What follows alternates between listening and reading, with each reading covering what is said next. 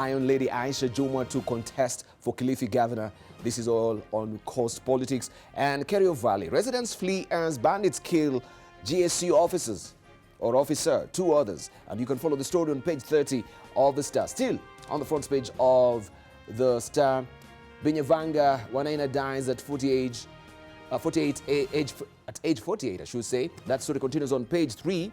Binyavanga Wanaina, the award-winning Kenyan writer who openly said he was gay, has died at aged 48. The author, essayist and campaigner who also championed African literature through the Kwani Trust he founded with other writers, died in Nairobi on Tuesday. We'll read the rest of the details on page 3. Also, those in power scuttling war on graft. This is what the lobbies are saying. It's all about state capture. It's been all vigorous motion for President Uhuru Kenyatta's anti-corruption crusade, but no movement. This is the verdict of a civil society report on the government's renewed anti-graft crusade, describing the efforts as part of a strategy that enables state capture. That story continues on page 6 of the Star this morning. Let's see what we have on the front page of the People Daily. This is your splash today. Ruto MPs now turn their guns on PS Kibicho. That is what we have as a splash today. MPs want PS out for disrespecting DP. Dismiss claims of Matiang'i impeachment as red herring by ODM to protect Raila. This story continues on page 6 of the People Daily today. Also, trade, poor rains, China-US trade wars set to hurt economy is what we have also on the front page of the People Daily. Budget Office outlook reveals next year 6.2% growth projection and likely to be met. This story continues on page 17 of the People Daily this morning. Cheap home loans at last. New farm turns heat on financial institutions with friendly 5% mortgage is a story that you want to follow on page 18 of the People Daily this morning. And this also is a splash on the front page of the Business Daily. State-backed mortgage farm to lend at below 10%. Mid to low income earners to get loan maturity credit at single-digit interest rates. And it says here that Kenyans earning 150,000 shillings and below per month are set to get house loans from local financial institutions at rates between 10%. After the country launched its first secondary mortgage financier yesterday, the Kenya Mortgage Refinance Company, a treasury-backed lender, is expected to cut the cost of home loans to single digits from the current market rate of about 13.5%. President Uhuru Kenyatta yesterday presided over the launch of KMRC, which is expected to drive the state's agenda of providing up to 500,000 cheap housing units by 2022. That story, you can find it on page 4 of the Business Daily. And this is how it looks. Urban households by housing tenure. At most 3 in every 10 urban households live in dwellings they own. Only 3 in every 10 urban houses. And this also is given here. This is drawn from the Kenya National Bureau of Statistics. And you can follow the story, as I've mentioned, on page 4 of the Business Daily this morning. See a related picture as well. Here is President Uhuru Kenyatta greeting construction workers when he toured Park Road Estate in Gara, Nairobi yesterday. Also, experts rank Kenya top in Africa on access to the internet is another story that you want to follow. Kenya-based expatriate workers have ranked the country top in Africa based on ease of access to the internet. This story continues on page 4 of the Business Daily this morning. And KCB falls behind Equity in Q1 profit race. KCB Group fell behind close rival Equity Group in the race for the most profitable lender in the first 3 months of the year, despite posting a net profit jump of 11.4% to 5.77 billion shillings. Read the rest of the details also on page 4 of the Business Daily. Let's cross over. We just see what is on the ticker. Corporate Bank revs up earnings 4.3%. Cooperative Bank recorded a 4.3% net profit rise in the first quarter, ended March, helped by a surge in transaction-based income. And that is on page 7. Also, Kenya's HIV prevalence falls. Good news there. The proportion of Kenyans living with HIV/AIDS has gone down over the years, but the country has the highest prevalence in the Eastern African region. So that story, you can find all the gritty details on 12 and 13 of the Business Daily today. Are we losing? Uganda used to actually have the highest prevalence of HIV/AIDS infection in the region, but still now we see Kenya is still holding forth on this as far as this report is concerned. You can follow the story on page 12 and 13 of the Business Daily. Also, Eurobond 3 treads on Irish bows. We'll give you all the gritty details of this and discuss with the panelists as well. Kenya's third Eurobond, valued at 210 billion shillings, was yesterday admitted for trading at the Irish Stock Exchange. This story continues on page 19 of the Business Daily this morning. Why don't we cross over the region or the borders and go and see what is happening in Tanzania and Uganda. Barrick to force Acacia takeover is a splash today.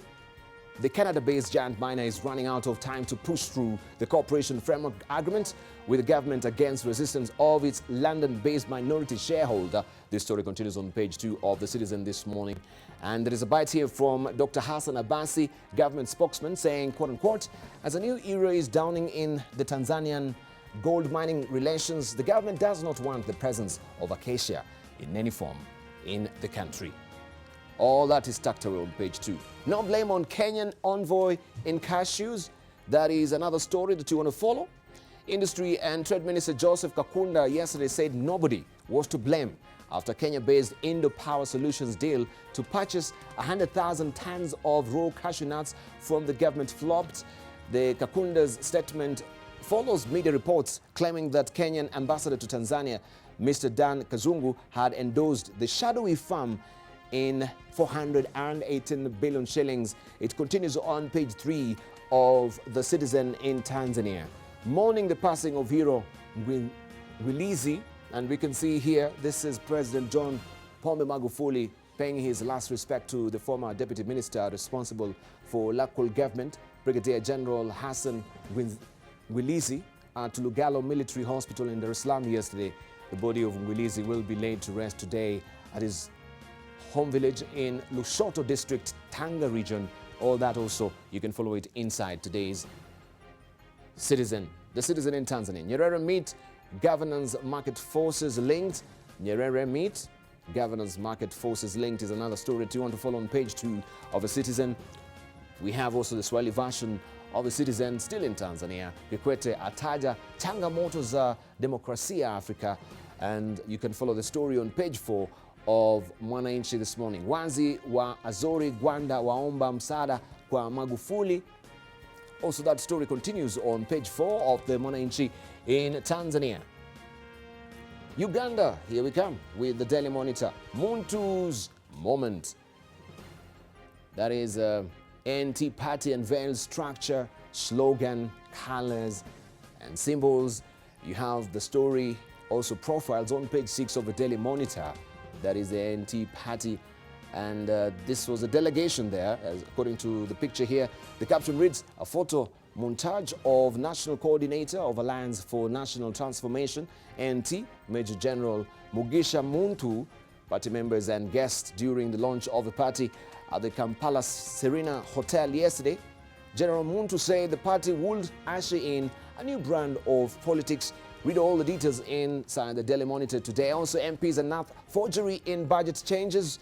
It's also happening in Uganda. You can follow this story on page 8 of the Daily Monitor in Uganda. Otunu joins pilgrims in walk to Namugongo.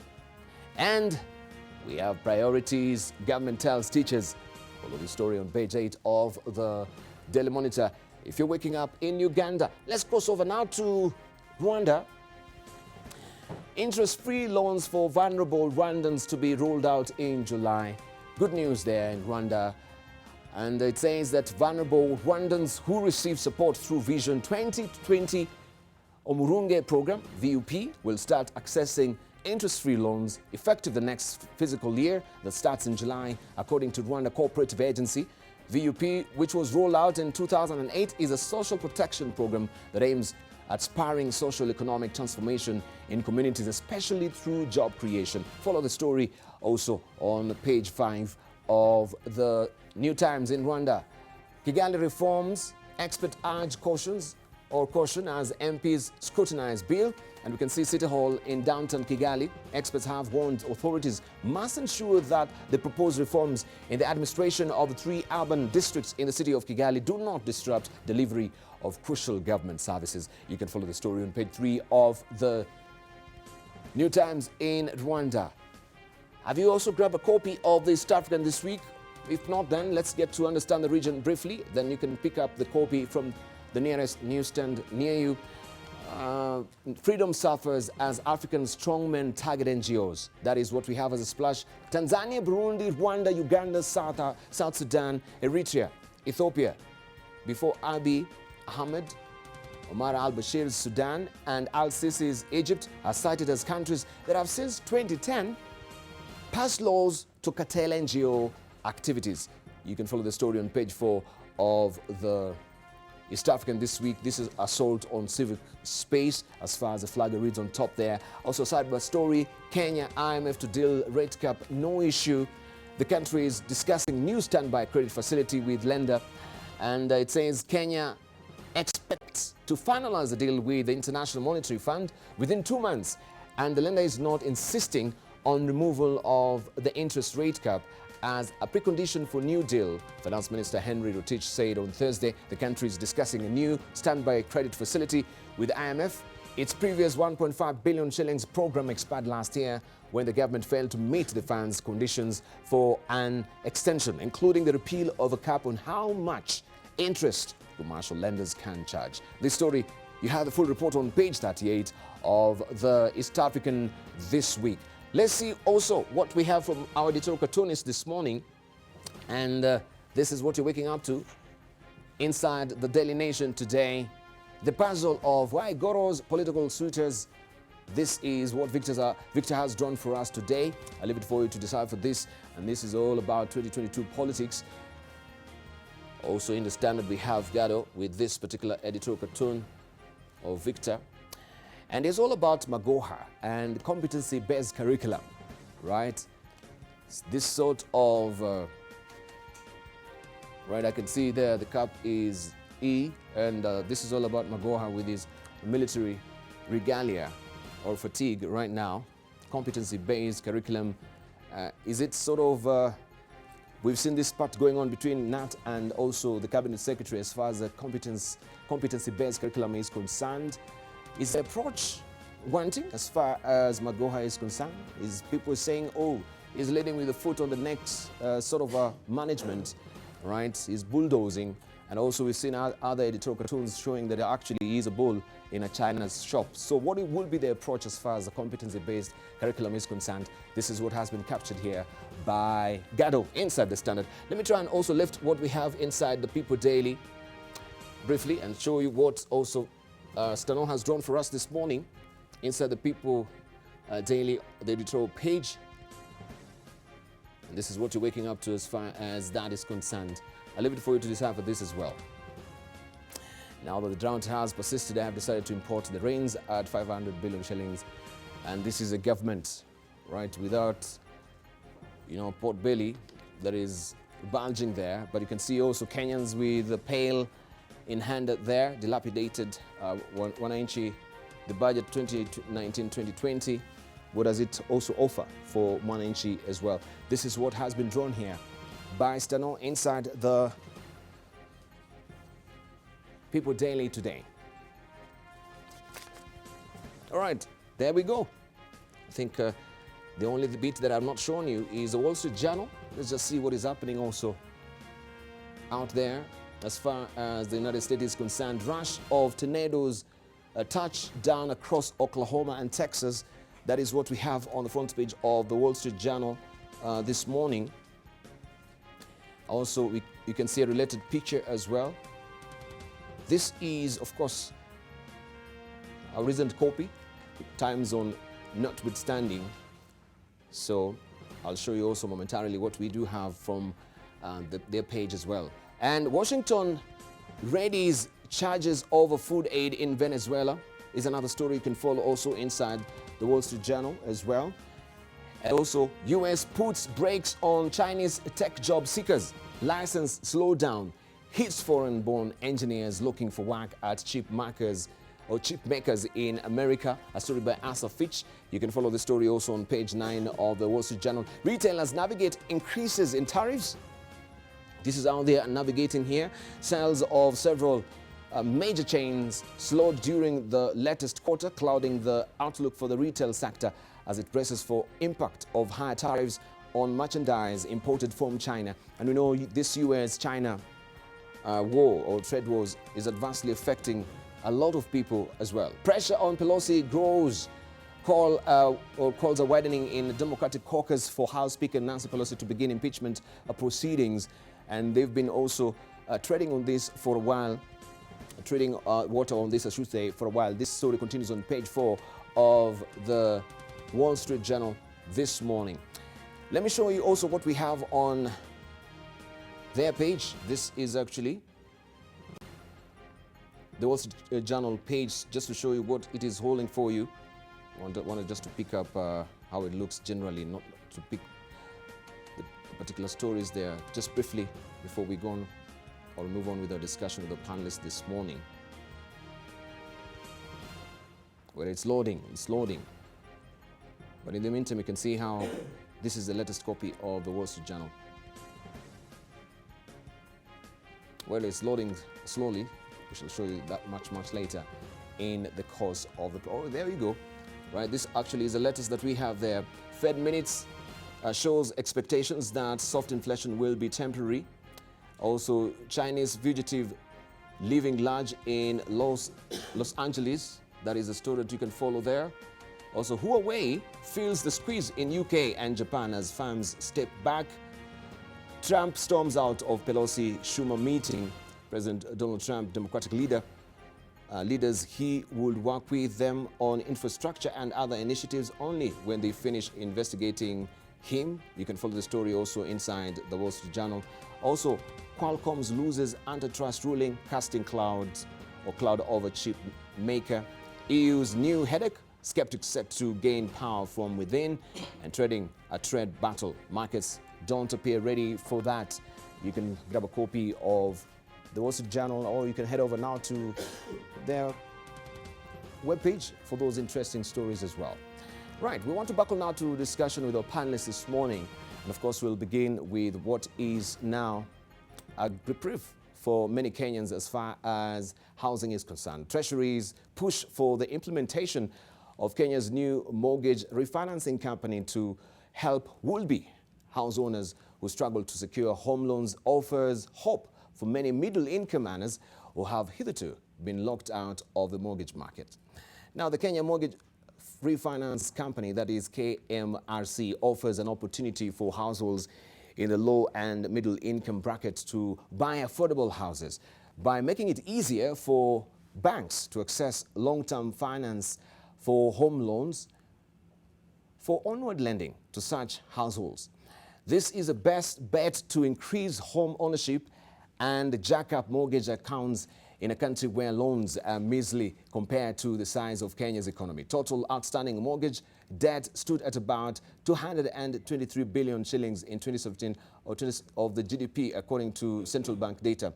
And South Africa's mortgage industry is 31% of the GDP. Treasury expects that KMRC will increase the number of mortgages to over 60,000 by 2022 from the current 26,000.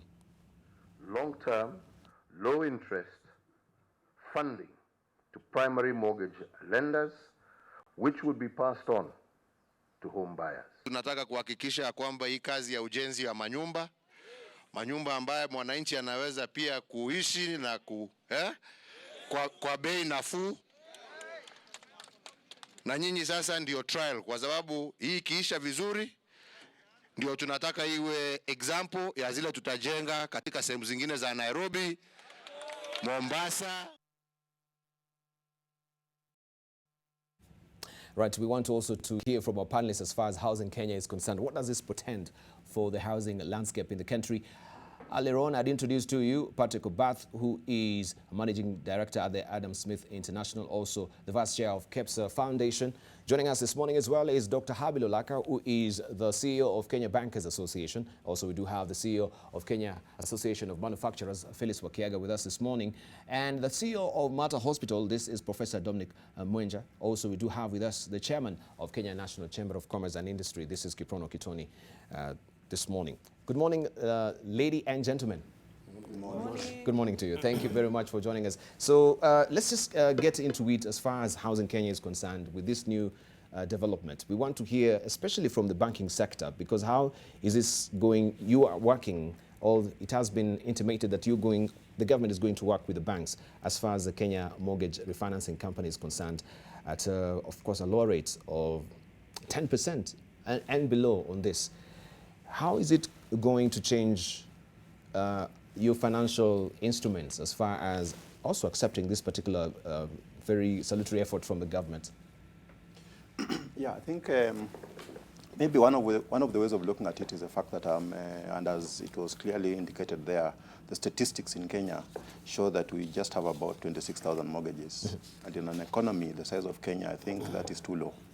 And some of the constraints that have contributed to that low level of mortgages, part of it is partly because of the fact that financial institutions do not have access to long-term funding to be able to extend mortgages of long-term in nature.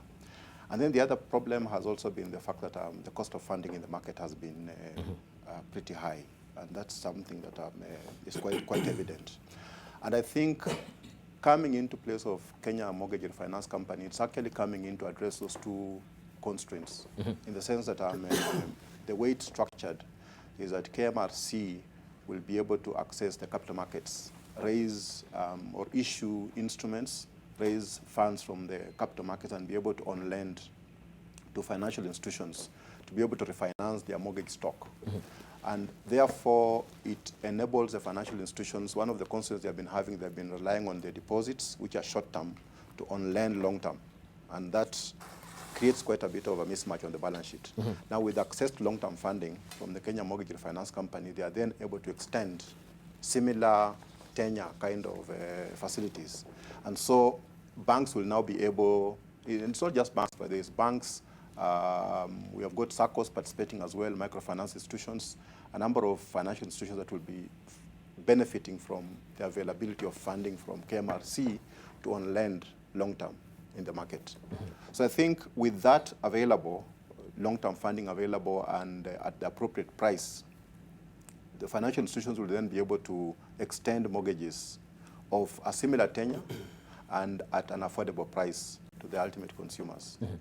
Right, let's say from Patrick Obath, 26,000 mortgages facilities out there. They're projecting 66,000 by 2022. But still, we see a lot of concrete jungle, arising everywhere in this country. So people are not really accessing the mortgage, but we don't know where they're getting the money actually to put up these facilities as well. Could it be all the other alternative sources of funding, like SACCOs? Yeah, I think the fact that people are building at a rate probably higher than you expect to see from the GDP of the economy, yes, means that there is money coming from somewhere else, other than the direct money that you sort of get from traditional areas. Other than the fake gold.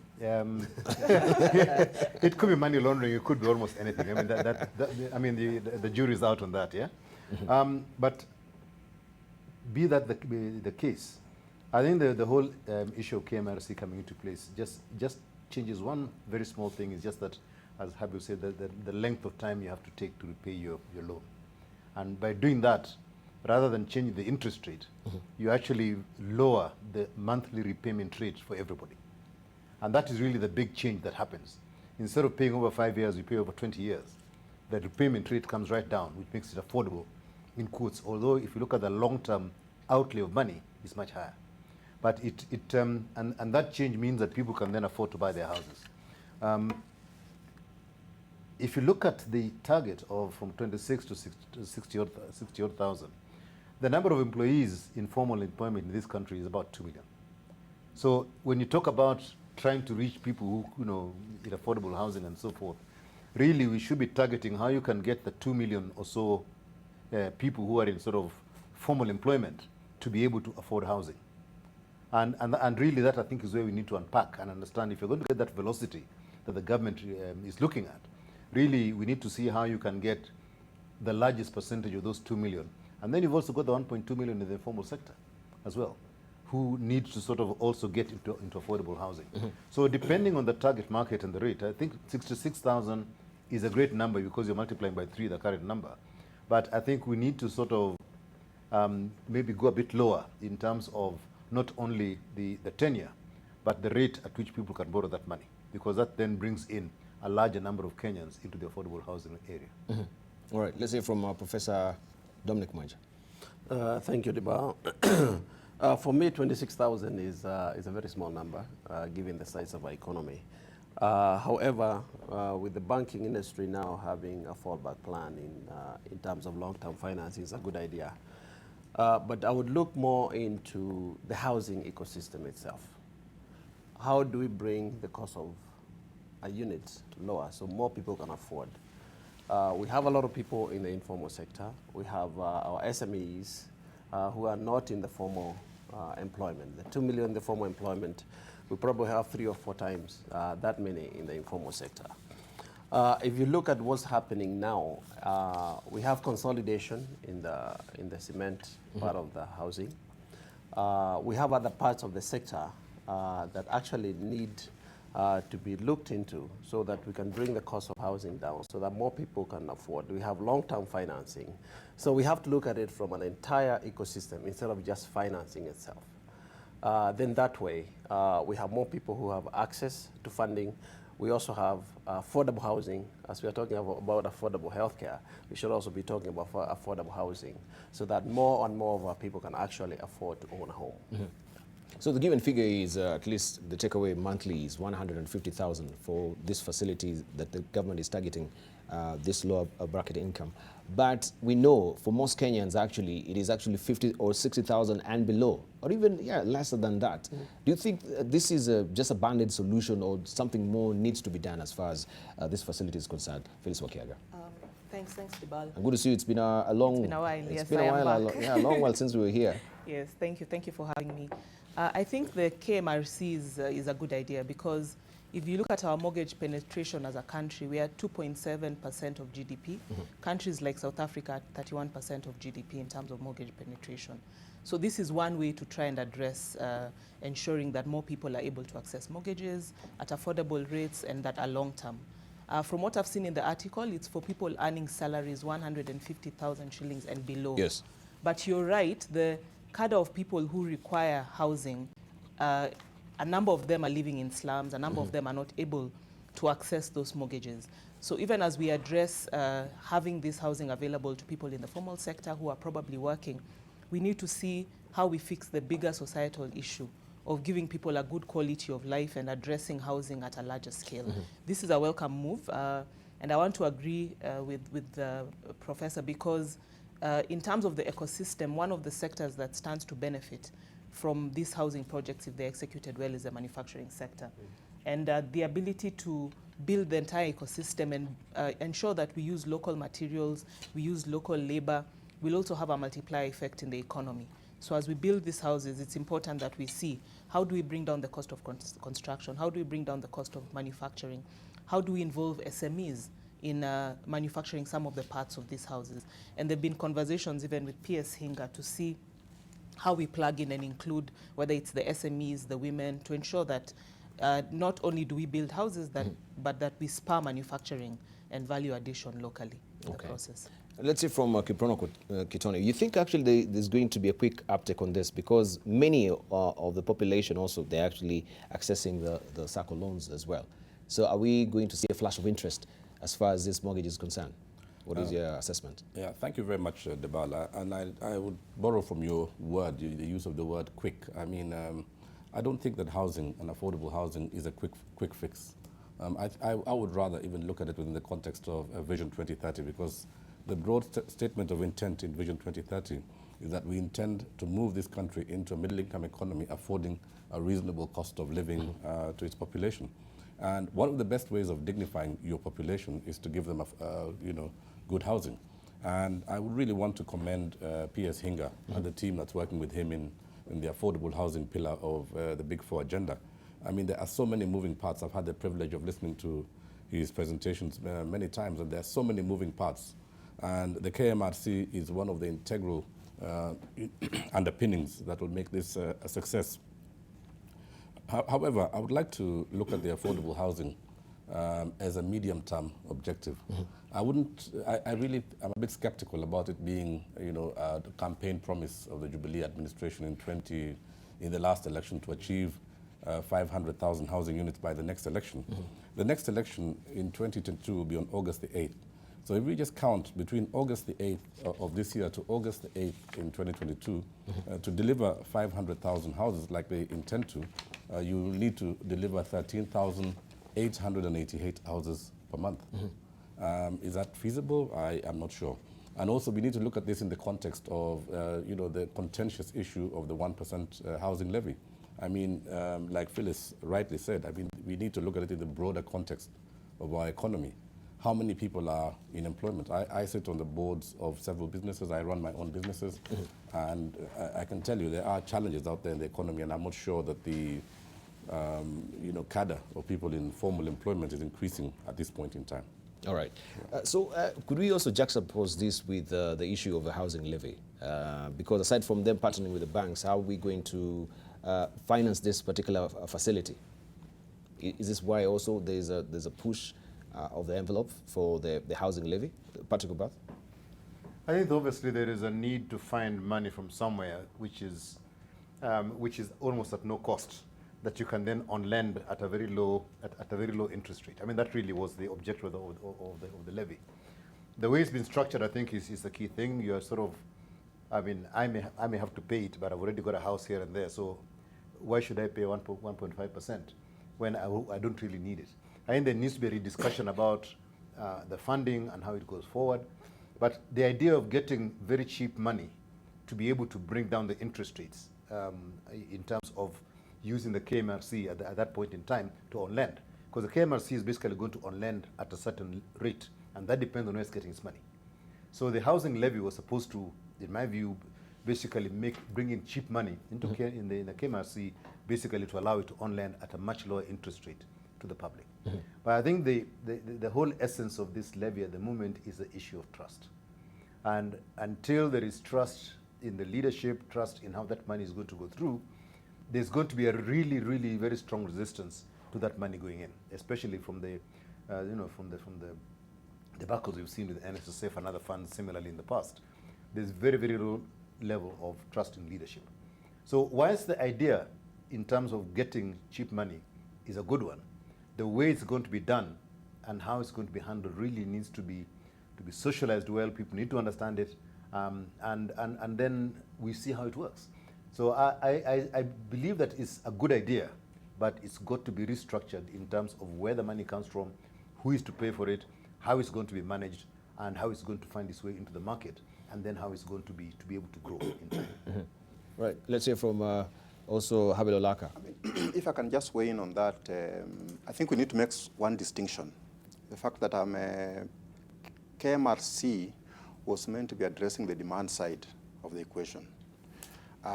In my view, the housing fund levy was meant to be addressing the supply side of the equation in terms of getting the units available on the market, and how do you fund those units. And a number of options have been put across, of which one of them was the housing fund levy, to have the units brought up to the market. On the other hand, KMRC was meant to be addressing the fact that we need to facilitate the financial institutions to be able to provide the mortgages for the off-takers of the units. So it's addressing one side of the equation, while the housing fund levy was addressing another side of the equation.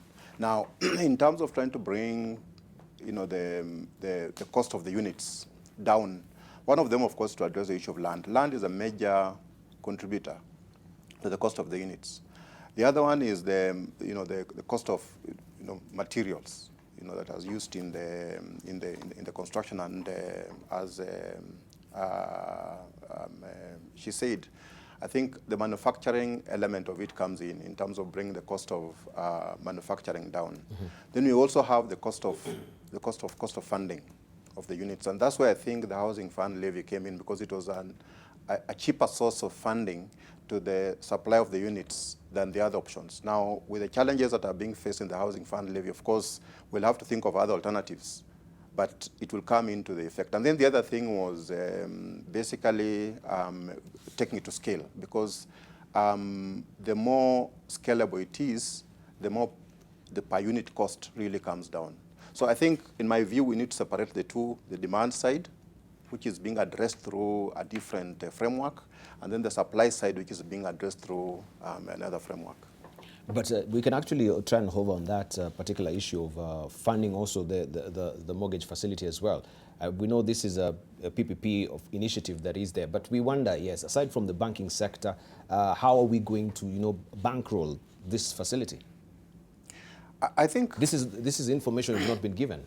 Yeah, so I think wonder, if you look at it, first of all, there was quite a bit of groundwork that was done. There was amending the law to enable KMRC be regulated by the central bank. The regulations have been put up. So basically, the regulatory framework of KMRC is being put up. And then we have already we've launched before the corporate governance. We've launched this before we have the regulatory framework in place. No, the regulatory framework is in place. Is in place The already. law was amended, the regulations have already been put up, and I think the regulatory framework is already in place. And that's why now the KMRC itself is being launched. KMRC, from a corporate governance structure, they already have a board, they have got the structures, shareholders have already put in the money. So I think that's already in place and running. So I think the launching is coming in at the right time when the framework and structures are already in place. Now, the promise is that the KMRC will be able to on-lend to the market at a rate that is lower than what's currently subsisting in the market. And how are they going to be able to achieve this? Partly because of the fact that they have got access to the capital markets. And given the structure and the base of KMRC, they'll be able to access funding at a much lower price in the market and be able to on-lend that to the funding institutions, the financiers, at a much lower rate. Also, given the fact that they have got access to longer-term funding, they're able to extend longer-term funding to the ultimate financiers, the primary mortgage financiers. Mm-hmm. And therefore, as Patrick mentioned, effectively the repayment profile of any mortgage lowers down consequently. So I think KMRC itself, the framework has been put in place, and it's a matter of now getting it starting to deliver. Mm-hmm. All right. I think there's something else. If you look at the regulations of the KMRC, it's not just the KMRC, but mortgage refinancing companies. KMRC is just one. There's an opportunity of setting up as many as you might want in the country. But it borrowed very heavily on the failures of similar organizations globally to ensure that it doesn't happen. So if we read it in detail, there's a lot of controls that have been put in, and almost 60% of that regulation is around the controls of the organization that are going to online the mortgage financing institutions. And it's almost a lot tougher than normal banks, if you look at it. It's quite a very, very strict framework. But Prof, in light of what we're going through as a country, where we are trying to tighten the belt as far as our economy is concerned, it has been contracting. Though yes, we have good news that we're projecting a growth of 5.1% this year. But still, do we need another organization like KMRC? If we have primary mortgage lenders like Housing Finance, why can't that be? Why can't this particular facility that we have be an outlet of housing finance? So instead of coming up with a whole structure, have a new CEO, we have also the supportive staff as well. And this is costing to the taxpayer at the end of the day. Isn't this duplicity of work that we can see here? I think from what I understand, and with our banker friend here, this is about long-term financing. And part of the issues we have in our banking system is when you get a mortgage for 5 years, 10 years, that's a lot of money for somebody who doesn't have a large income. I think it provides a solution where now they can be able to access capital, and they can be able now to, I'm looking for the day we have 30-year mortgages in this country. We have 25-year mortgages in this country. But that can be done when we still have the housing finance as well. Just change the policies.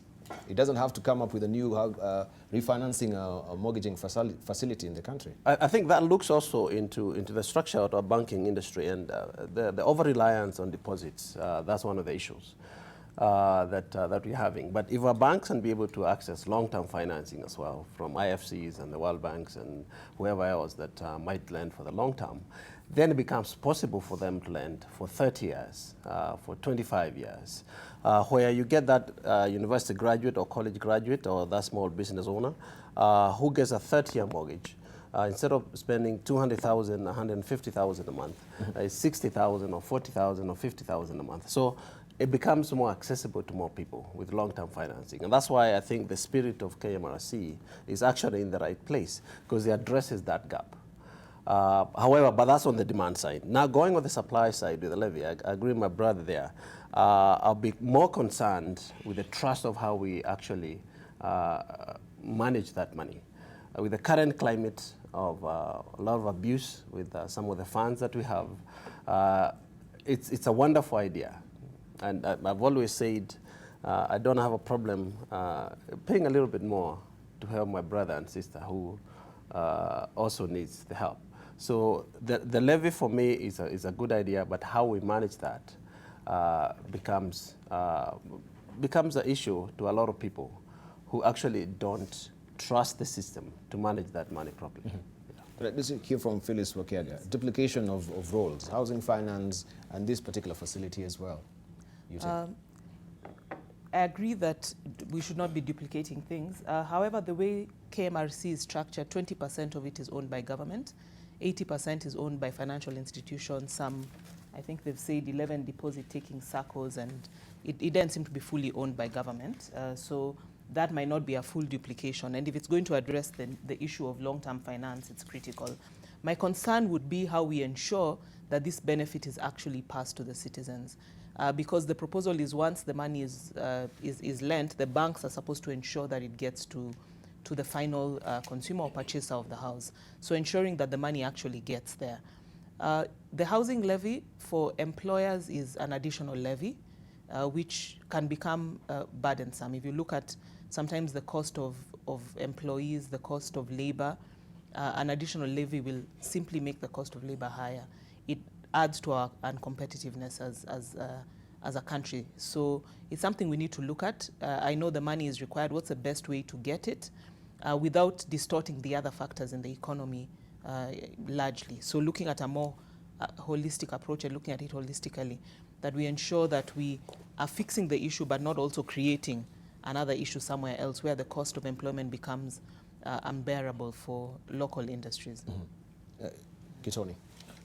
I would still want to go back to my original contribution, saying that housing is never a quick fix. And I think one of the problems that we have in this country is that we always try to find a quick fix to some of the challenges that we face. And I would like my brother on my left was talking about longer term mortgages. I mean, the reality of the matter is, ideally, even if you look at the developed economies of the West, I mean, people borrow young. I mean, straight after university, you'll buy your first flat and you will move on to a larger unit, and there's a very fluid, property resale market. There's a secondary market that is well developed. But I don't know that we have looked at, this KMRC and the total housing, affordable housing agenda within the context of all the moving parts and how we are going to enable all the moving parts. I mean, you need to have a secondary market that's quite fluid. And if you look at the context today of our marketable securities, I mean, the NSC today, we have a bear run that's gone on for years. There's a big argument that's going on in many of the centers of higher learning globally about whether or not GDP is the best measure. I mean, you will find that, okay, fine, we would load ourselves and say, fine, Kenya is expecting to have 5.8% or 6% GDP growth. But that GDP growth, also it also factors in FDI. And FDI, a lot of the FDI is going into infrastructure, which is a long game. The benefits will be realized in 50 to 100 years. So I really would want to suggest to government that yes, it's a very good step in the right direction, but no, there are no quick fixes. We need to look at this thing in the context of Vision 2030, perhaps even the vision post-2030 in terms of giving Kenyans affordable housing. But we expect this to be exceedingly beneficial for the informal sector as well, because now we've not been given full details of how they're going to allocate these houses, right? Because we might be having people 100 to 150, maybe a larger chunk, but the majority of Kenyans, as I've mentioned, they're earning 60 and below. And this will be a challenge to the bankers. They will say, now you cannot be able to actually service this particular facility, so we're going to deny you. And many Kenyans are going to be adversely affected by this. And now these are things which are going to be arising out of this. I don't know how, Habil Olaka, you're going to handle this, because let's just be realistic. Majority of Kenyans are earning 50,000 and below, or even lesser, as I've mentioned before. So will they be qualifying for this facility? Or what are the modalities? The argument differently, because yes, when you're looking at the 150,000 and all the rest, you're looking at a certain part of the economy. One of the things, and as I think Kip talked about, listening to P.S. Hinga, it's not just the big stuff that is being built in Nairobi that they're looking at. When you look outside, in terms of areas like, you know, if you go to the sort of the county headquarters outside of Nairobi and so forth, some of the successes that they've had, and I think they're not talking about it loudly enough, is building affordable housing at that level. The use of interlocking blocks, for example, right, which they have started a scheme where they're actually providing the machines to make interlocking blocks to groups in different parts of the country. And they're making interlocking blocks and building affordable housing in some of the smaller economic areas in the country. Those have not actually been loaded up as the numbers that are actually being seen in the affordable housing arena. And I think we were talking to them and said, listen, talk on a much, much wider scale around the interventions that are being done in the affordable housing program, including the stuff that is happening outside the major urban centers. And if you add that to the figures, right, and we look at the total impact of the programs across the whole country, even keep on talking about the 13,000 a month and so forth. Mm-hmm. If you start adding those ones, and those are amplified, you'll actually get to a very, very good figure. But if you talk about the traditional areas that we're looking at, which is Nairobi, Mombasa, Kisumu, and other high-rise blocks, then the 13,000 will never happen. So I think we need to just expand the discussion. And I think the ministry also needs to talk about the bigger picture that they're looking at, rather than this very narrow one that I think a lot of us are focusing on, because it's where we live. Mm-hmm. Habil. All right, Habil, if we touch on briefly. Actually, that's the kind of argument that I was going to advance in terms of the fact that, you know, this is a supply side issue. And I think I'm struggling with the fact that we need to separate the two quite clearly. On the supply side issue, I think there are a number of things that we can look at to bring the costs of the units down. And one of them, critically, is the cost of land. So if you put the units in the appropriate areas where the land is as a public good provided, that brings the unit costs pretty down. And then, as Patrick mentioned, you start looking at that level, the cost of the materials. And you can, you know, right now with a lot of innovation coming in, you can actually bring that cost of the unit down quite significantly.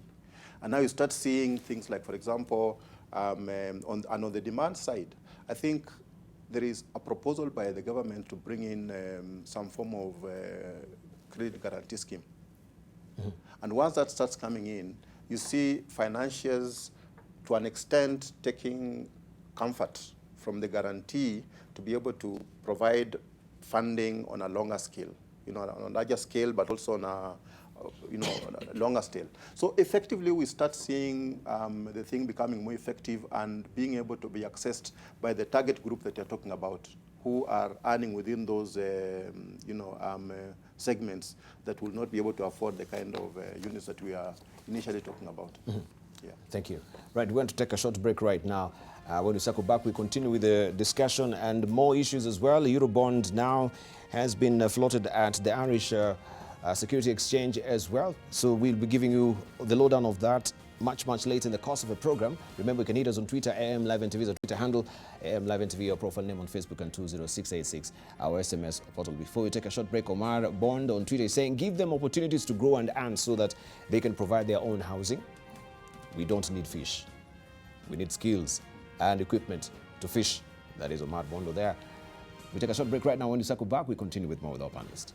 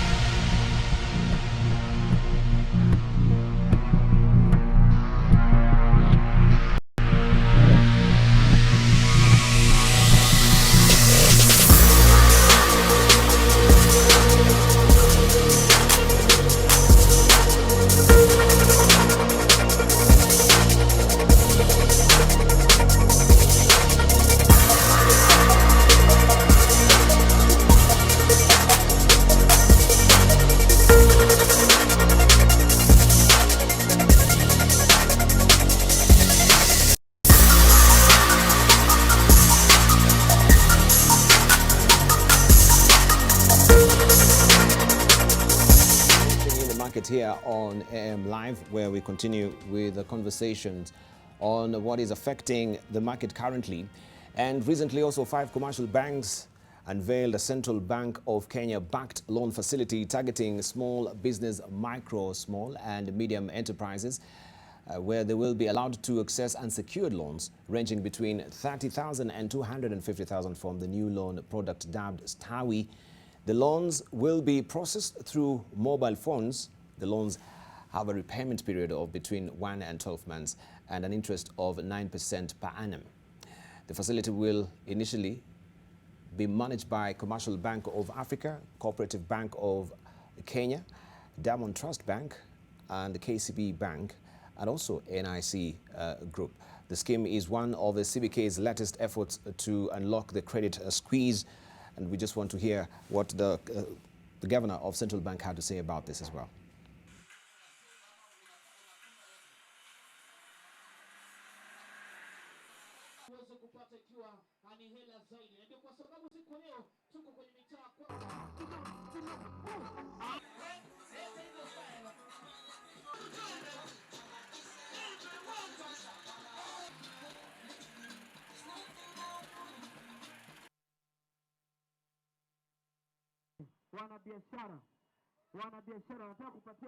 Hiyo ni mara ya kwanza kwetu sisi kupata mkopo wa aina hiyo, na registration itakuwa ni ile ya digital registration. Alafu wakati wa kulipa unategemea vile mpango ya biashara yako vile iko. Unaweza lipa kwa 1 month, mwezi moja, unaweza lipa kwa miezi mitatu, miezi 6 na miezi 12. Kwa hivyo nakupatia ile wakati tofauti kushuhudia biashara yako vile itafanyika kazi. And also the contractors want the Central Bank of Kenya-backed loan facility that we've just seen, that is a Stawi loan, raised to about £1 million shillings to enable them we get full small ticket contracts. Kenya Federation of Masters Builders Secretary Thiaka Mushai said while the CBK-backed facility was welcome, the minimum of 30,000 to 250,000 cannot really help the SME as much. And I'm holding court this morning with Patrick Obath, who is the Vice Chair of KEPSA Foundation, also managing partner at Adam Smith International, also the CEO of Kenya Bankers Association. This is Habil Olaka, Dr. Habil Olaka. We have the CEO of Kenya Association of Manufacturers. This is Phyllis Wakiaga. We have also the CEO of Mata Hospital.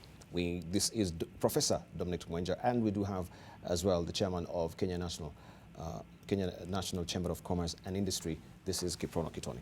Let's just open up this discussion on matters of SMEs. First of all, this Stawi loan, and broadly discuss the plight of SMEs as well, because I think this is sort of a knee-jerk reaction from the banks in light of what has been going through, what the SME has been going through as far as credit facility is concerned. No access at all since we had the interest cap rate. So let's just begin with you, Patrick Obath, on this. Your reaction?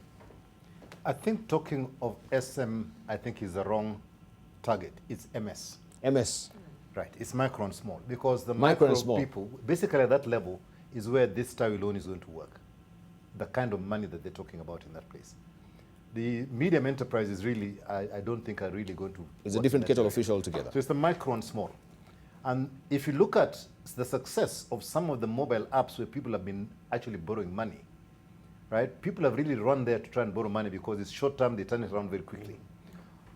In my view, Stawi is basically going to give people at that kind of level a loan at a much more affordable rate. That's what it does. That's all it does, because you've got all the other apps that are available, people are going there every day, but Stawi is going to, for people who are in business, they're going to get it at a more affordable level than the traditional mobile app loans that you get at the moment. And when that happens, obviously it means that 2 things. One, people at that level are actually paying back those loans. So there's a market there, there's a need there that has been untapped for a long time, but that requires money at a much lower rate. And it's going to work in that place. I think it's a great idea, right? And if you look at the way people apply for loans in the US and places like that, where basically it's based on your performance on an app, basically on Credit Reference Bureau and stuff like that, on data. As we begin to establish Stawi, it's going to begin that whole area where now people build up a good portfolio that will allow them in the longer term, and let's look at it longer term, to begin to borrow based on their loan performance. So you start at that small level, and I think they said that looking at how you work, you can probably borrow more going forward. I think let's look at it more as a step in the right direction towards using big data to actually determine whether you can borrow. So it's not for medium enterprises. For me, it was micro and small. That's where it's going to work, and I think it's going to work very well. Let's hear, especially in the age of fintech and the heavy borrowing also from our apps as well.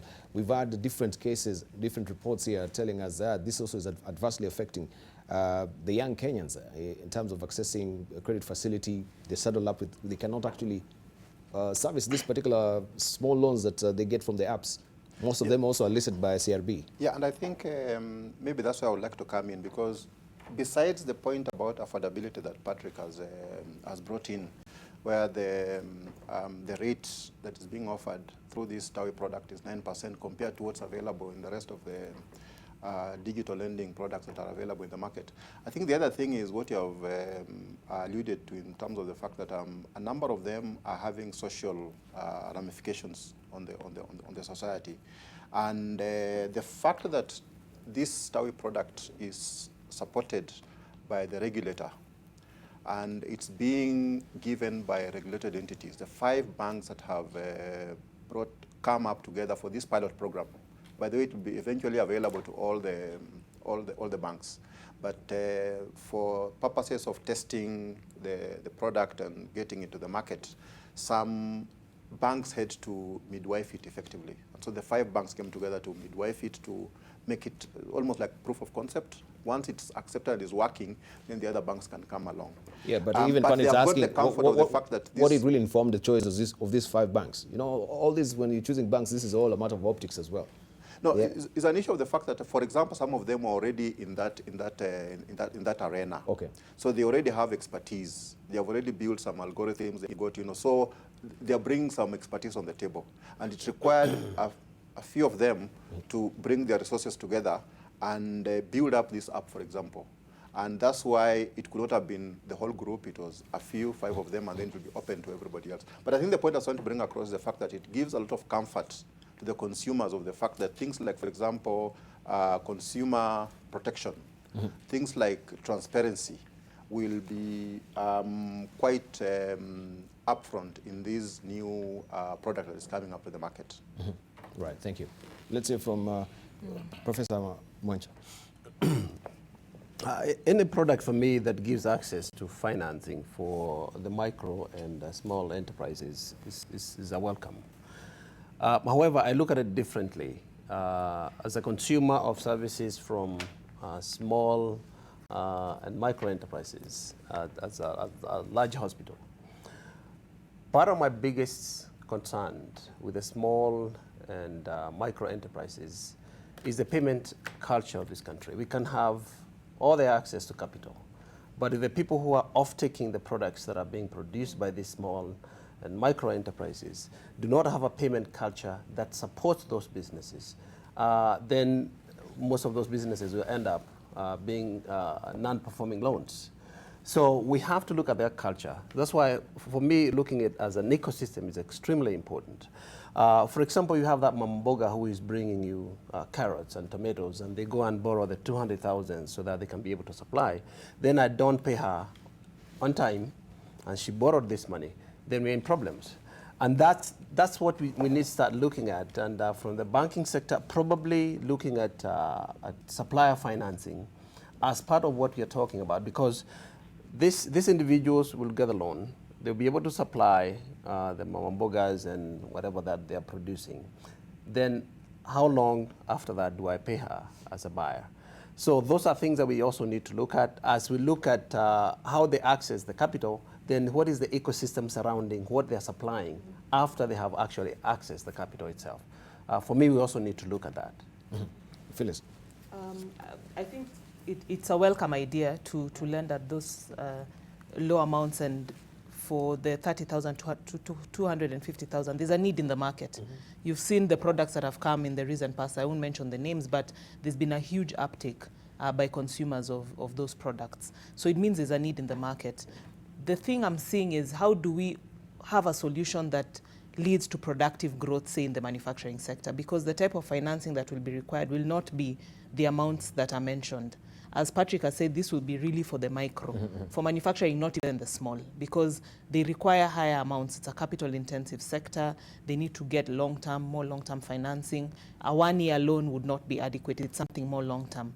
And in light of lending, because I agree with the professor that it's the ecosystem, are we giving the technical support to enable these businesses grow?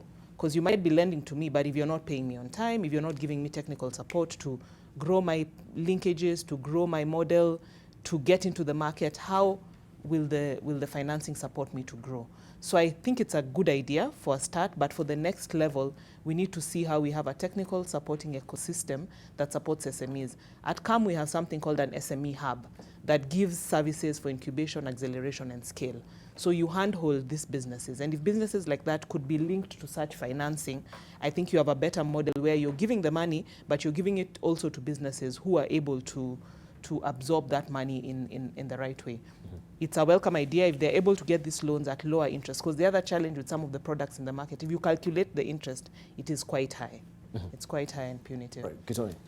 I couldn't agree with Phyllis more. I mean, as a leader of the Chamber of Commerce over the last 7 years, I've had the opportunity to travel to 41 counties where we actually, as a rule, we make sure we visit the MSMEs. And this is a really welcome product. And, you know, the 30 to 250,000 shilling band, there's a big demand, there's a big number of people who would benefit from that. But numbers don't lie. I mean, if you look at the percentage that they're loading now, it's a single-digit percentage, 9%. But then also we do know that the Starwi loan has a 4% access fee, 0.7% insurance, it has a 20% excise duty. So we would like to see how these numbers all add up. I mean, will they still be the sub 10% in terms of access to this facility? But I think more importantly, we need to look at the state and sustainability of our SMEs, I mean, and our MSMEs, as Patrick correctly clarified. I mean, what is the trading cycle? What is the nature of businesses they're participating in? Is it sustainable in the very liberalized trading environment that we are in? What is the impact of the delayed payments culture in this country? Today we know that over 500,000 people are listed by the Credit Reference Bureau and have no access to credit. Many of them are victims of the payment culture that we have just talked about. What is the impact of the various policies that both the national and county governments come up with from time to time that impact on employment, that impact on these very small businesses? What is the level of skills, training and capacity of these MSMEs? So I think we need to look at this in the context of whether or not we are creating a sustainable platform to grow our micro and small and medium-sized enterprises. And we need to also ask ourselves, I mean, are these going to stand the test of time? Or are we getting ourselves into a treadmill effect where, fine, we are putting the treadmill on, we are running, but the treadmill is moving faster than we are? Then we want to know also from the Economic Survey 2019 that was just recently released by the Treasury, what is the outlook of SMEs? Because for the last at least 5 years, we were given to understand that we had around 2 million SMEs closing shop in the country because of, you know, the cost of doing business in this country. Yet, when we look on the ease of doing business, our trajectory is always up and up. So there's that disconnect and dissonance that is there, that yes, we're closing shops here, but we're still saying there's ease of doing business according to the indices that we're given by different forums. Phyllis. The ease of doing business has been improving, but the reality is the cost of doing business has gone significantly higher. So are we using the wrong metrics actually to gauge the ease of doing business? We need to focus more on our competitiveness as a country. Maybe the competitiveness index would be a better thing to look at. Because if you look at competitiveness, ease of doing business is how I entered the market. Was it quick for me to get my power connection? How quickly did I get my processes done at the company's registrar? But where the rubber meets the road is doing your business day to day. And that's where the cost of business comes in. So it's looking at all the way your inbound costs. How do you get your raw materials, say, from the port? What are the port and logistics costs? What are the costs of duty on some of this? What are the levies in the market? What, for example, are the county governments charging when you move your goods across the country? What is the impact of an unpredictable policy environment on your doing business? If you look at all this, that is the competitiveness and the cost of doing business. On this one, unfortunately, we are not faring very well as a country because a lot of new levies come into place, a lot of duplication in institutions, county governments expecting us sometimes to pay as we move goods across the country. So that unharmonized framework is leading to a lot of high cost in doing business. A lot of the proposals we put across are to see how we address that. And for manufacturing, we looked at the entire value chain, and we are at a 13% cost disadvantage compared to our other competitors in the inbound, in-factory, and outbound cost of doing business. And in the global environment we operate in, we'll be competing with everyone. So we have to address those issues if we are going to be competitive. And I shudder to think how it affects MSMEs and SMEs. Because if the big companies are affected, everyone in the ecosystem is affected. They are unable to even get their payments, whether it's sometimes from the retail sector or from government. So cash flow challenges even in business. So there's a myriad of issues that need to be fixed if we are going to address the cost of doing business. That's a big chunk of also the pillars of the Big Four agenda, manufacturing sector. And we know, yes, there's a huge chunk of SMEs within the manufacturing sector that are really key drivers of the economy. But it is not really conducive for them as well as far as the cost of power is concerned. Generally, just the ease of doing business as we're discussing. We've seen the petrol prices have risen. So we're expecting also to see the cascading effects also on our products, maybe in the supermarkets on the shelves there. Patrick Obath. No, I mean, Phyllis is absolutely right. I mean, there are various indices that will actually, combined together, will see the economy growing. Right? The ease of doing business was basically, it says entry, regulations, and so forth and so on. So this is basically just the paperwork and stuff that you need to come in and start a business. There are other elements of the ease of doing business that really now is the implementation and making sure that those processes work. And that is what is going to be the difference between to go from where we are now to getting into the 50s. Because it's now the implementation of all the good policies that we've written. So that is going to be a very, very big ask on the country. The competitive index, the corruption perception index, you name it, there's about 5 or 6 of them, which all combined need to actually work to actually begin to work on the economy. And when all those work, then you're going to see the trickle-down effect down into the micro and small enterprises. Currently, if you talk to a guy in those areas and they say the ease of doing business, they don't see it at all. Because for them, the ease of doing business is in a very small environment where they're sitting. And if the council is coming there to kick them out or whatever it is every weekend looking for money and so forth and so on, that guy is not going to say the ease of doing business has improved. So when you go down, I think the whole issue of ease of doing business needs to be also brought down, and the competitive index down to the county by county level. And I believe there were some surveys that were being done before, and I think Narok was one of the best performing counties in the country for about 3 or 4 years at that point in time. But we need to bring it down now so that even at the county level, we're beginning to understand how the counties are making or breaking businesses in there. And then people have a choice as to where to go. Right. Kitoni. Yeah, very honestly, Debarl, ease of doing business, the World Bank index, means very little to local business people, especially MSMEs. It means nothing. I mean, it is a set of metrics that are based, as my colleagues have said, on entry into a market. It doesn't mean anything. It means nothing to that Juakali operator in Embu who wakes up every morning to face a challenge from the county government and etc., accessing loans and all that. But back to Stawi, I mean, I just want to say that, it is yet another mobile phone-based lending platform. And one thing that's unique about mobile phone-based lending platforms is that it is taking us very quickly into the age of big data, very quickly into the digital economy. You see, it's an impersonal lending platform where you're not sitting in front of your bank manager. You just access your funding on the basis of, applying on your mobile phone, and then there is, a criteria in which they will establish whether or not you are worthy. But then let us look at that also in the context of the fact that 12 to 15 banks are operating today, many banks on the basis of 12 to 15% of non-performing loans, and I'm sure Habib will confirm that. Let us also remember that we have over 500,000 people listed in CRB who today have no access to credit, who are victims of the bad payment culture. I would really want to suggest that as a country, the time has come for us to maybe think about having even a national economic conference where we address these very fundamental issues. How are we going to make these businesses sustainable? How are we going to survive in a very liberalized marketplace where, fine, we could say tomorrow that we don't want Chinese goods in the market, but we are part of the multilateral trading system, and we are bound by the commitments that we've made with all these other countries.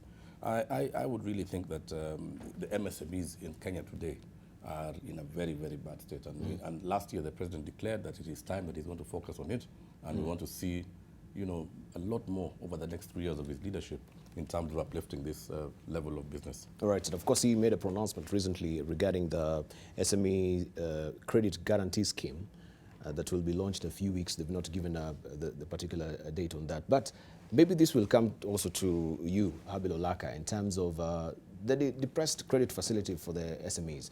We can see also what was recently on the front page of the East African, just a side-by story where we have this World Bank. If you may just have that paper also on screen so that our viewers can see it. Initially, that was a big, you know, tripping wire where we had the World Bank saying that we need to actually deal with the issue of interest cap. But now they're saying this is a no issue. The country is discussing a new standby credit facility with the lender.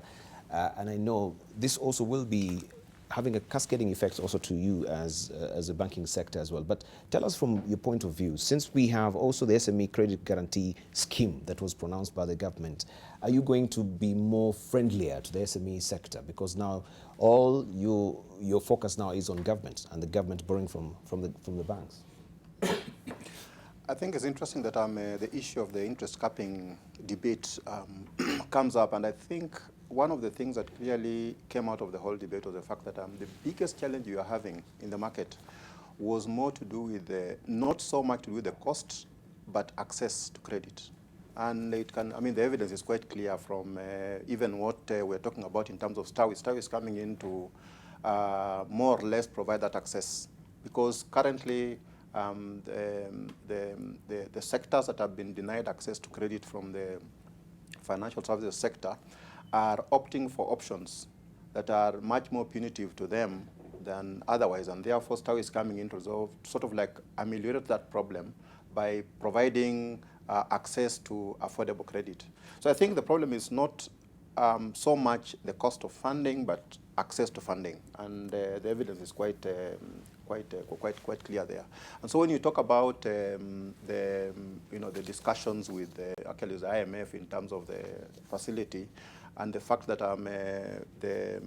the interest capping has now been relegated to not so much more or less like a requirement, but one of the issues for discussion, I think is just showing the fact that the interest capping law is possibly not a major issue for the discussion. But I think I go back to your original issue of the fact that with the credit guarantee scheme coming in place, will banks be more, use the term, friendly to the institutions? And I think it's addressing the fact that one of the reasons why SMEs have not been able to access credit from the formal financial institutions is partly because of the fact that they lack some of the requirements that banks will get comfort from before extending credit, and one of them is collateral. So without collateral, some of them have found it extremely difficult to access credit. Mm-hmm. And with the credit guarantee scheme coming in, it sort of like offsets that constraint that these institutions have been having. So with a collateral given by an institution that is of standing, like the one that is being proposed at the national level, I think then banks and other lending institutions have got the comfort to be able to extend credit. So using your words, yes, banks are bound to be more friendly to the SMEs with the structure in place. Mm-hmm. Dominic and Phyllis, you have to say something, then we close up on SMEs, we move on to another topic as well. Yeah, pretty quickly on what our friend from the banking sector just said. Banks in this country, especially when it comes to SMEs, they don't fund ideas, they fund collateral. And that's one of the biggest contracting policies that banks have. When you have wonderful ideas that are totally bankable, you'll not find someone to bank you. In fact, Prof, we have Samuel Ruto is saying some of these SMEs loans are tailored to suit the interest of the banks, but not the borrower, because you must go by the figures, not yours. In fact, the loans impact very little in promoting business, but many borrow for emergencies, not investment. Absolutely. So it connects with what you say. If Bill Gates was Kenyan, he would never have access in a loan. because his idea was in the head. There is no collateral. His idea was in the head. So And they that's need the something problem. tangible. Absolutely. And when banks fund collateral, then we miss on those big ideas that could have become big products and big brands in this country. And if you look at some of the major brands in this in the world today, the Apples and the Googles, and all, those are just ideas. If those guys were here in this country, we'll not be having Google today. We'll not be having Apple today. They may have different funding mechanisms in the advanced world. But we have somehow to go away as our banks. And that's why I keep on saying our banks do not know how to deal with SMEs because of precisely that. If you don't have a piece of land, sorry, we cannot fund your idea. If you don't have a piece that we can say, and I'll give you a very good example. I was trying to get a loan for something that I was doing, a wonderful thing. And then the bank tells me, if this idea fails, then how do we get our money back?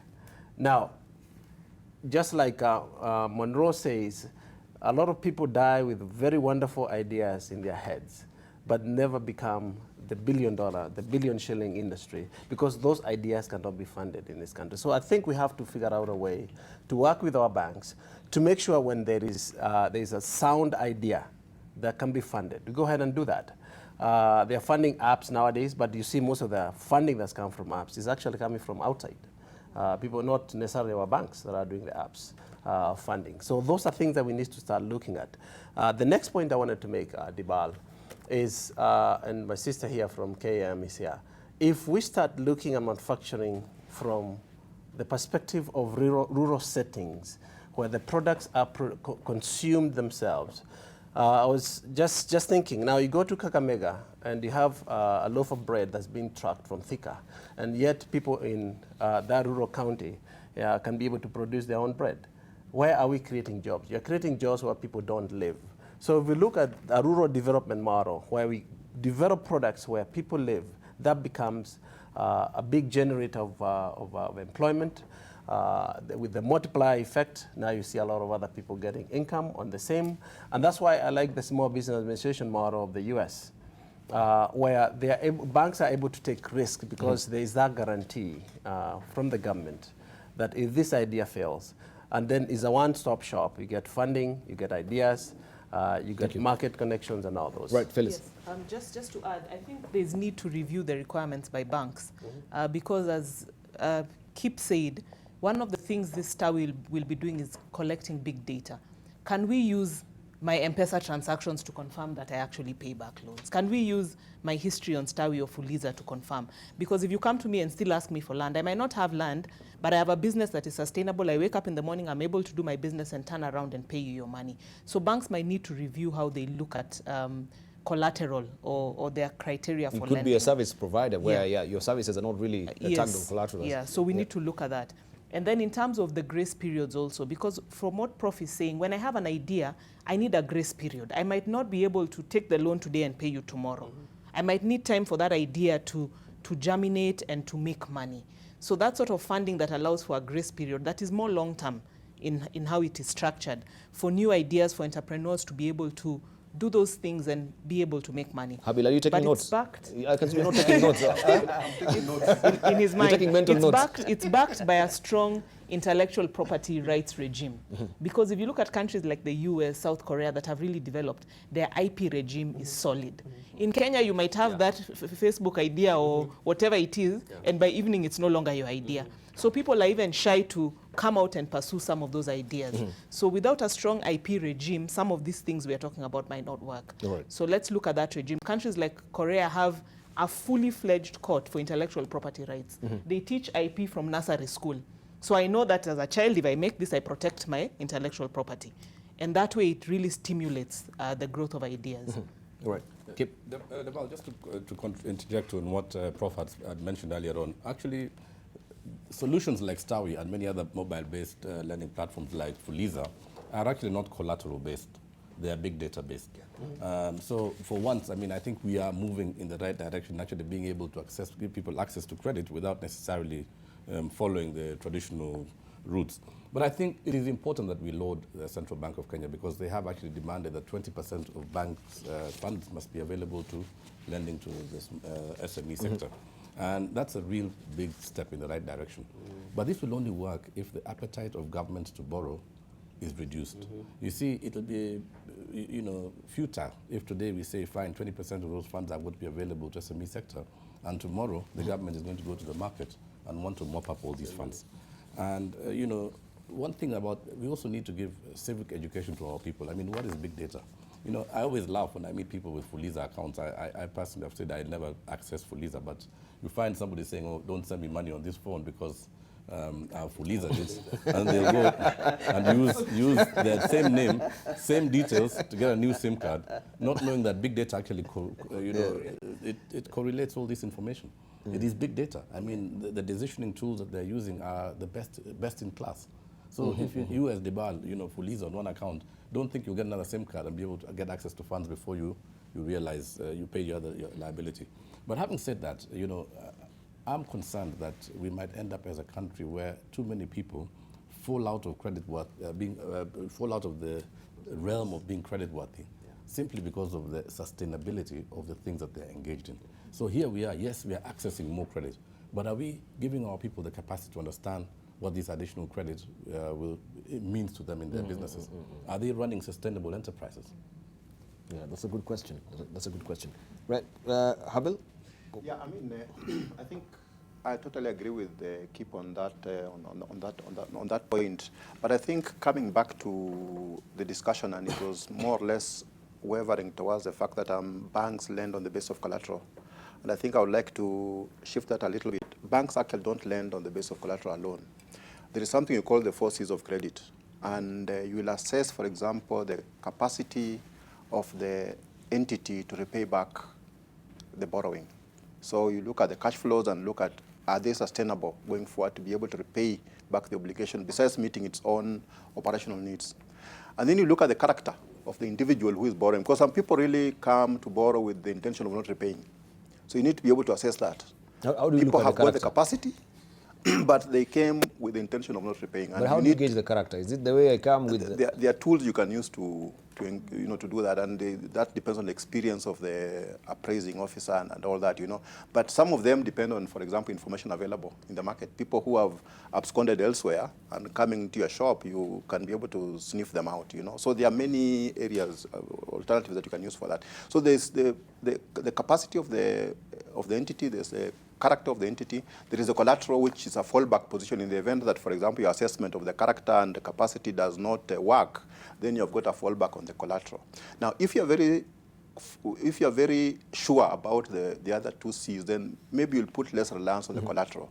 And that's why, for example, the digital lending platforms are able to assess the other C's well to the point whereby they do not rely so much on the collateral. And then the last C is, of course, the conditions you put in place.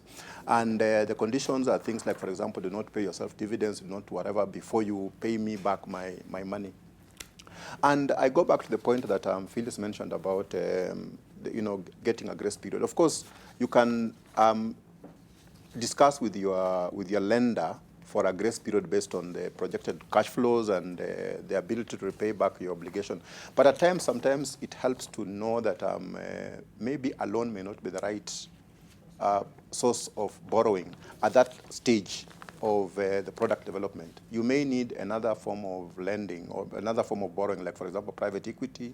You've got other alternative equity investors. You've got angel investors and all that can, or even including your own savings to kick off the process. So sometimes going into debt, which has got a fixed kind of repayment structure, may not be the right mode of debt at that stage in the product development. Thank you. All right, I think we've exhausted what we need to know about the SMEs and the Stawi loans as well. But just reactions that we have also on Twitter. Abdullah Mudambo says that the loan interest rates on SMEs are ridiculously high. It seems like suicide to even consider a loan. Might have to sell a kidney to finance a project because cartels and brokers are everywhere. This is Abdullah Mudambo. Also, we have Office Ecom.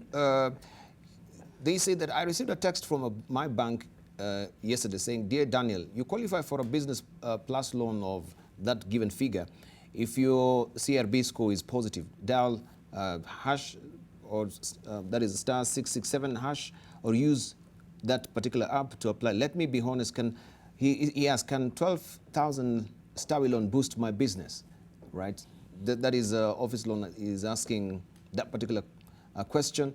We have Evans Njomo. The issue we have in Kenya is that the cost of credit has not necessarily helped in terms of promoting local businesses. The cost of running businesses is very high for SMEs, from permits, bills, that is power bills, also rent as well. We have Joe saying, comment on new mortgage arrangements launched yesterday. I think we did that at the beginning of the program, so we discussed extensively. Also, Samuel Oruto says, besides introducing this Stawi SMEs loans into the market, it's easy way, but COP type of loans were the best. It encouraged savings, then loaning, creating financial discipline and accountability from the loanees. And we have also Adia Kevin saying, this country is a mess. Every governor is under investigation. State agencies are siphoning huge public resources. Government is too consumed investigating itself than service delivery. This is Adia Kevin also talking here. Right, let's just also gravitate this conversation to the Eurobond now. That is the Kenya's third Eurobond, valued at 210 billion shillings, was yesterday admitted for trading at the Irish Stock Exchange. A notice of admission was posted on the Irish Stock Exchange, giving green light for the bond to start trading on the secondary market. The Eurobond was sold in two tranches of 7 and 12 years, with JP Morgan and Standard Chartered Bank the lead arrangers. Euronext Dublin approves the admission of the undermentioned securities to listing on the official list and trading on the regulated market of Euronext Dublin. Also read the notice. Stabilization period for the Eurobond 3 will run until June the 15th, within which the lead arrangers will have to keep the price of the new bond at or above the offering price on the secondary market. Previous issues have also traded in the market. The country sold its debut 2.75 billion US dollars bond in June 2014 that was issued in two tranches of 5 years and 10 years. And we just want to discuss this with our panelists very briefly on this, because I know this also is a developing story and everyone has been on this. First of all, this is bad news for investors, especially banks, pension funds, insurers and unit trusts who have made a killing from treasury. It seems that a lot of borrowing also will not be happening from the government, at least government borrowing from the banks as well. But let's just discuss this briefly and what it really portends for the country, because debt repayment took up nearly 635.35 billion shillings in 10 months through April 2019. Isn't this highlighting the distorting effect of the government's borrowing spree? Let's say from Practical Path, briefly. I think this one I'll have to step out, because I'm one of the organizations I'm involved in actually arranging the Eurobond, so it would not be right for me to actually discuss it. Yes, so I think let's continue the discussion. So we respect that? I will throw in when I can, but I think let the discussion continue. All right, Habil. Yes. I think a number of things come to fore. Of course, you're provoking us by saying that with the Eurobond issued, one of the segments that will suffer is the banks. I don't know where that comes from, but I think one thing is the fact that the Eurobond 3 is not something that has just come out of the blue. I think it was even in the debt management plan of the National Treasury. So it's not something that was out of the blue. It was within the 2018-2019 plan. Now, the critical thing is the fact that the bond issue in the prospectus, one of the indications has been the fact that it's going to be used to retire the existing outstanding obligation of almost close to $750 million. And what that therefore means is that the government is trying to use this fresh issue as a way of debt management, because of the fact that you then replace the bond outstanding that was just about to mature with a much longer dated, replacement, which is the 7 and 12-year repayment profile. So what you are really doing is that you are restructuring the existing stock from short-term to long-term.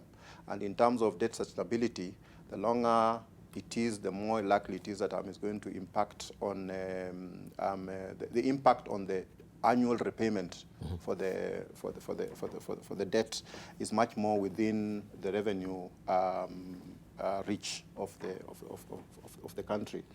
And of course, with that as well, there are a number of things that also come into place in terms of the mix between external debt and domestic debt.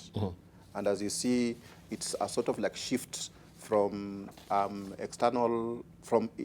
domestic debt to external debt, where the external debt is taking a higher proportion compared to domestic debt. And that effectively has got the impact of, initially the private sector was being crowded out of, the domestic market.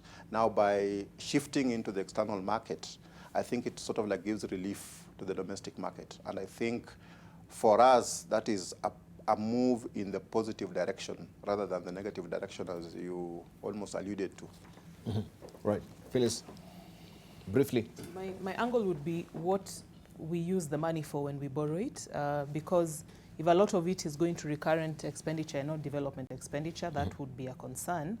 And also, even if it's development expenditure, what is our return on investment or value for money?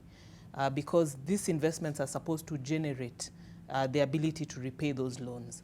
So if the money is invested in the wrong investments, for example, if they are not well thought through and they don't have the impact they should have in the economy, it would be hard to repay some of those loans. And if you look at the numbers, our debt to GDP ratio is at about 60%, and the debt has grown from about 1.7 trillion in 2012 to over 5.3 trillion today. So the bigger question is, are we able to stimulate economic growth that enables us then to pay taxes that make it possible for us to pay those loans? Because otherwise we'll be extending payment periods and not really stimulating economic growth to the level that on our own we are able to make enough money to pay the loans. And this is a niggling worry also because we know KRA has also reviewed its targets downwards for this fiscal year by 5% as well. So revenue collection still is depressed. So how are we going to grow the economy, even to try and service this particular debt that we have so far? Kiprono, briefly. Thanks, Debarl.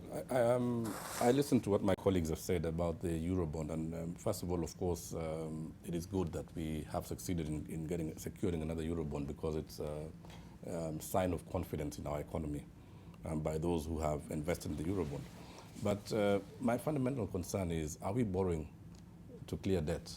Because we are taking a loan to clear another loan. I mean, it's liability on liability.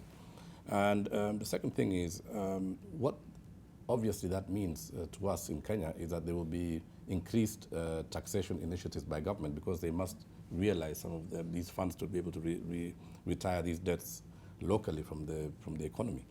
And if we look at the market today, I mean, the market is quite depressed. I mean, we have significant inflationary trends because of the prolonged drought of last year. We've seen a significant decline in the purchase of non-essential items. I think we saw last week the motor vehicle dealers saying that there's been a 60% decline in the purchase of new vehicles in the last few weeks, in the last few months. And so we are seeing the possibility that there is recessionary activity going on in the country, or recessionary trends that would need to be addressed.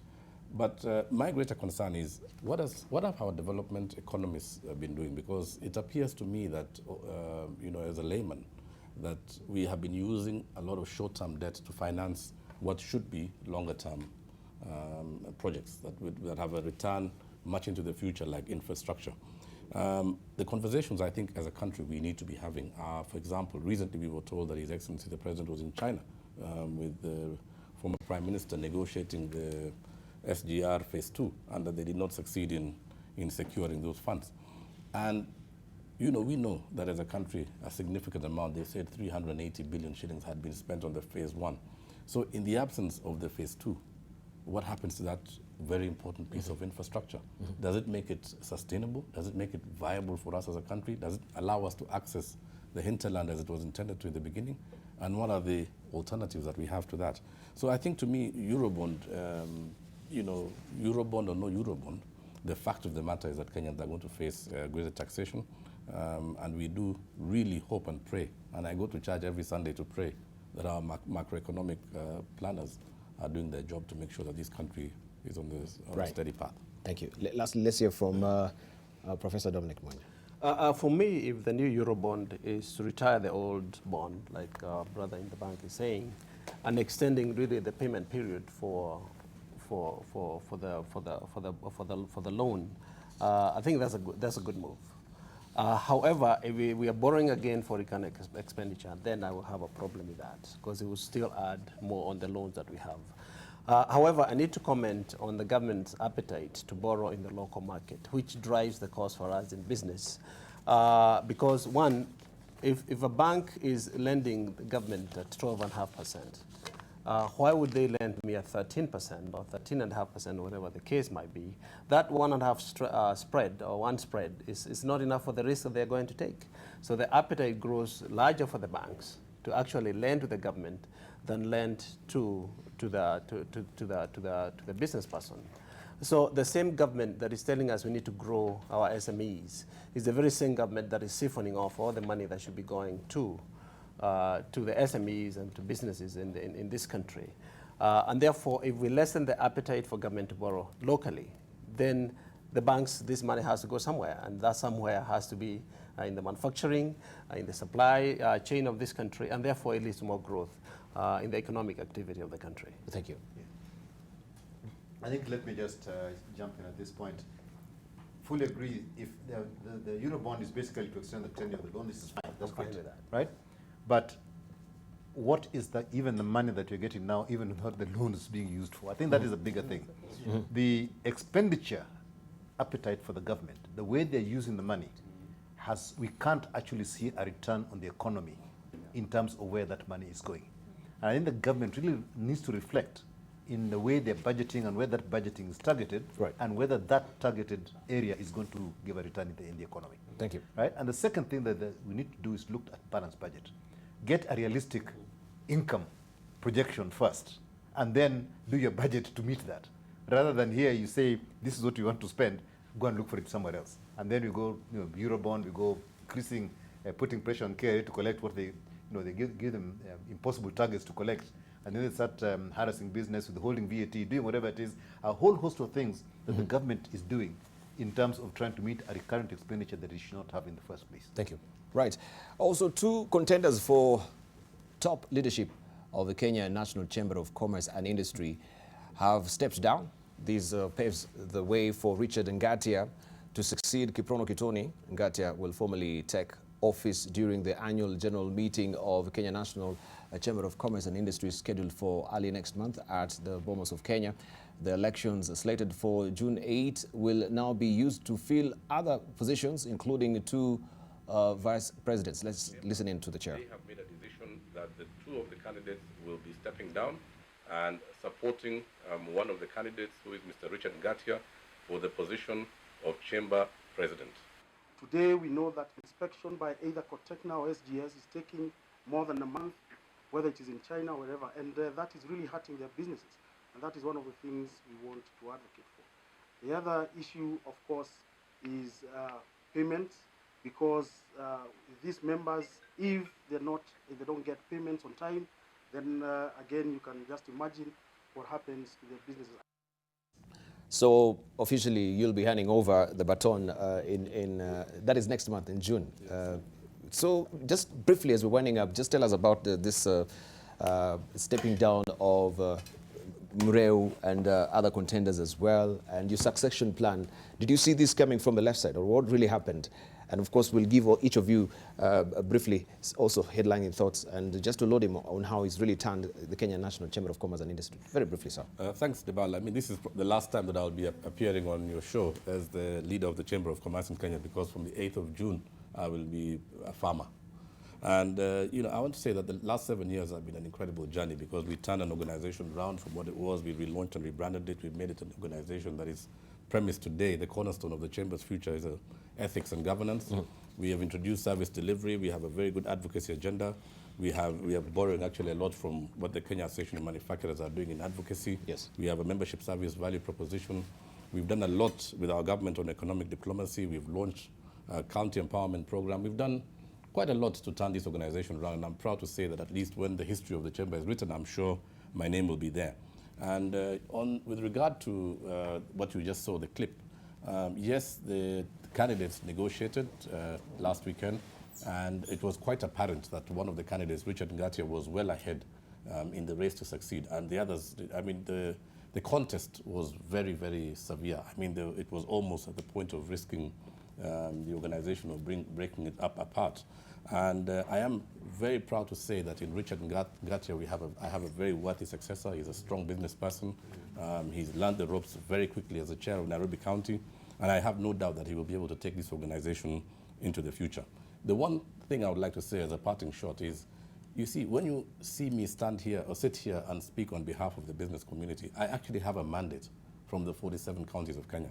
As I'm speaking now, there are people viewing this show from Turkana as far as Kwale, because they do know from the group that we have that I will be on this show this morning, and I have even taken their views. Some of the views I've contributed today are actually views from the very business people we are talking about in this show.